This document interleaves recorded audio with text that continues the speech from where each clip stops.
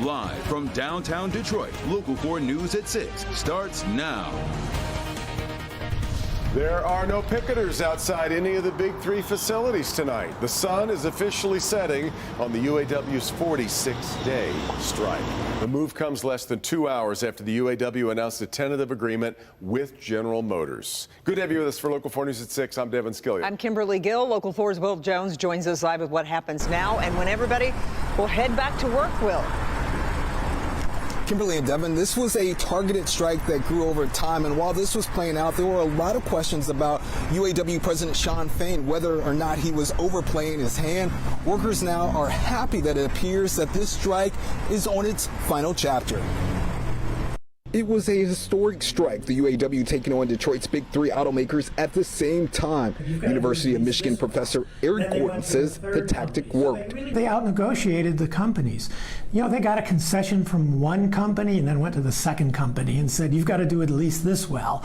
And then they went to the third company. So they really played the companies off each other. Wayne State University professor Merrick Masters agrees. Well, I will also be watching the UAW to see how it takes the lessons from this and maybe perhaps uses some unconventional strategies in trying to organize the non-union companies that they haven't been successful in organizing in the past. Do you think long-term this strike was a success?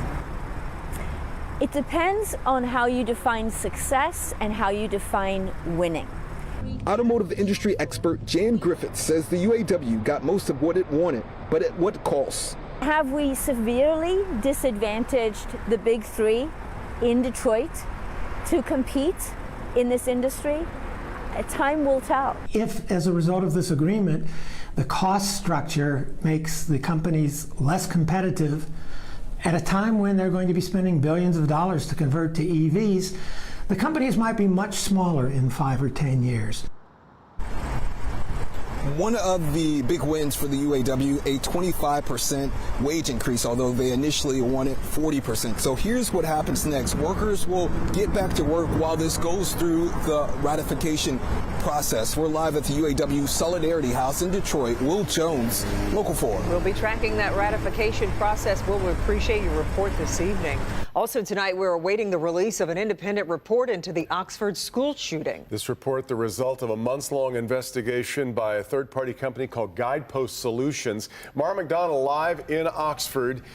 This is for the many parents who have been waiting and waiting for more answers, Mara. That's right, Devin, and they're not going to get them, at least not right now. I've been hitting refresh on this for hours this afternoon. It has not dropped yet, to the point that I emailed Guidepost to ask them what's going on. Are they having some sort of an IT problem? The president of the company got back to me in the last 15 minutes. He said no, and that it would be coming shortly. Now, originally, sorry, I keep updating. Originally, this was, supposed to come out what they called late afternoon. I don't consider 6 o'clock late afternoon, but here we are. And to get to this point where there even was a third-party investigation into what happened that November 30th day here at Oxford High School, well, it took a lot, because originally the school board had opted not to do it. They didn't want to have a third-party independent investigation. Then AG Dana Nessel offered multiple times to come into the district, do an independent audit on what happened that day at no cost to the district. She was turned down multiple times. So then you get to the point where there's so much outcry from the public. The school board reversed its position in May of this year and said, yes, we're going to do a third-party audit into what happened that day, and they hired Guidepost Solutions. So we're at a point now where we are all, I'm sure, hitting refresh constantly. I've been on the phone with multiple parents in the district who, like me, have been sitting here waiting to see this. I'm sure nobody wanted to create anxiety, but that's exactly what is being created here by this not rolling out when everybody expected it to be. I will tell you that Guidepost says that it will have members of their investigative team in Oxford this week, Thursday, at different intervals to answer questions from parents. They say they're not taking media questions at that point. So I guess stand by. The president of Guidepost says it's coming. It should have been here by now. It's not. I guess we'll see it when we see it. We're live in Oxford tonight. I'm Mara McDonald, Local 4. We will wait with you. All right, Mara. Well, it is Monday Night Football in Detroit. City buzzing ahead of tonight's big game against the Las Vegas Raiders. Yeah, it's exciting here. We're just over 2 hours away from kickoff, but already downtown is packed and dripping in Honolulu blue. Jamie Edmonds out live with the fans tonight. People are feeling that like we're going to get that W. Get back on track here tonight, Jamie. Yes, that's the overwhelming feeling, Devin, and people have been partying since 2 o'clock, so they're getting happier and happier. This is Nick Bianchi from Waterford. We started in their warming tent because it's a little cold, so this is where people are warming up. But Nick, I'm going to have you take the mic and show us around this awesome tailgate. Go, Nick, go. All right, so out here we have our tailgate vehicles. We have a nice trailer here. We got a couple RVs over here. And now we got our food table. We got a little chili, a little sloppy joes. We got some stuffed cabbage out here today, macaroni and cheese, and of course everybody loves a hot dog. Nick, this is such a great setup. You said you married into this. You guys have been doing this since the 90s? Yeah, my in-laws have been doing this since 1995. Okay, so this feels different. It's not SOL. It looks like they could win this division. How exciting will this downtown place be if, say, they host a playoff game, for goodness sake? Oh, this place will be crazy. We probably have over 200 people here if we hosted a playoff game this year. And tonight, Monday Night Football, first primetime game like this since 2018. We won't talk about that Jets game. What do you think is going to happen? Oh, we're going to win, and we're going to win big. Well, okay, I told you, Devin, that's the overwhelming feeling here at Eastern Market. It's cold, but like I told you, people have been partying. They don't feel it so much. Back to you. Got to notice that. We wondered. And there's still over 2 hours to go before kickoff, too. All right, Jamie. Happier and happier, as Jamie said.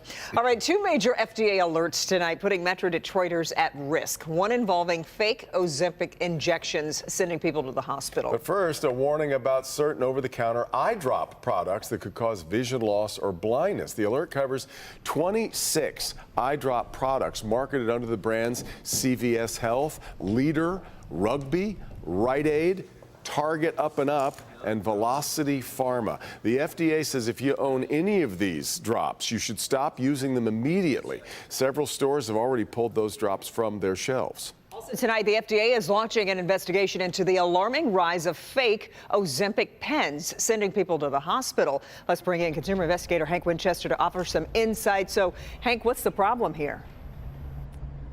Kimberly, what we're seeing is people becoming ill, and it's not only happening here in the U.S., it's happening around the world. Let's take a look at it right now. The FDA saying that this is now a big growing problem. People getting into the emergency room, they're hypoglycemic, they're reporting seizures, many other ailments. It is unclear where these off-brand products are being purchased, but many suspect it could be online.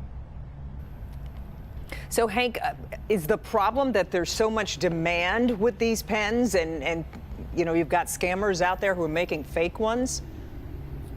Yeah, that's exactly it. I mean, people are trying to get Ozempic and they can't. In fact, demand for Ozempic is up 400% from last year alone. Many pharmacies all over the area and across the country, they're out of stock, and that's what's creating this boom of black market Ozempic, which the FDA is putting that warning out about today.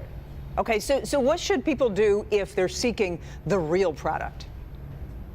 Exactly. So what you need to do is you need to talk with a licensed medical professional or your family doctor to have that conversation about making sure you're getting the legit real deal. Also, avoid making these purchases online. There are a lot of sketchy websites and products that are being sold. Stick with the big labels that you've heard of, like Ozempic and Wegovy, and avoid products right now that are being manufactured and sold in South America. Many of these being sold online.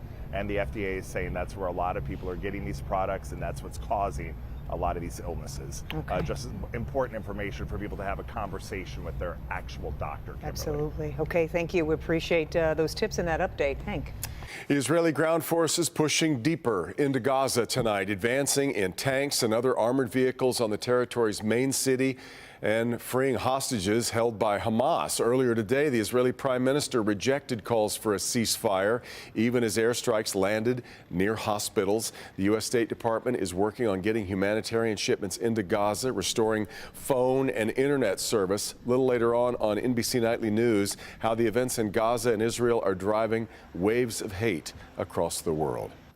The ADL, in fact, recorded a total of 312 anti-Semitic incidents between October 17th and October 23rd, 190 of which were directly linked to the war in Israel and Gaza. By comparison, during the same period last year, in 2022, only 64 incidents. Well, now, Michigan's Attorney General weighing in on a new report saying no one should fear for their safety because of who they are, where they worship, or any other unique attribute that contributes to the diversity of our state, end of quote. She went on to encourage anyone who's been a victim of a hate crime or has credible information about a hate crime to call police. Leaders in Northville Township are asking the Wayne County Circuit Court to stop waste dumping at a new section of the Arbor Hills landfill. Township officials say the move is to protect residents from harmful odors. Officials claim complaints have quadrupled since July, which is when a new dumping area was opened at the landfill. Northville Township is seeking a temporary restraining order against the landfill. A hearing will be scheduled soon. Everybody seems to be doing just fine in the cooler weather that we saw, at least over at the around tailgate. Ford Field. They're fine. No problems there, Kim. For the rest of us. And no pain at all over there. Right? Raiders at the Lions tonight. It is cold, but apparently tolerable. 40 degrees at 8 o'clock.